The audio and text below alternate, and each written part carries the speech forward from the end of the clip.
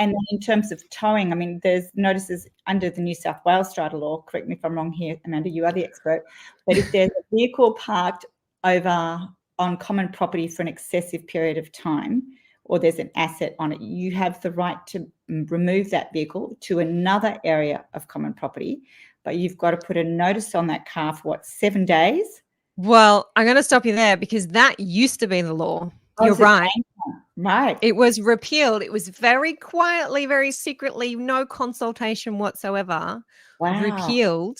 And we no longer have those sections in our legislation. What we have to do, like everybody else who ends up with abandoned goods on private property, we have to follow the provisions that are in the Uncollected Goods Act, which is a much more involved procedure when you're talking about something as valuable as a car. So you really don't have that option anymore of being able to touch a vehicle at all that is on the common property and shouldn't be there.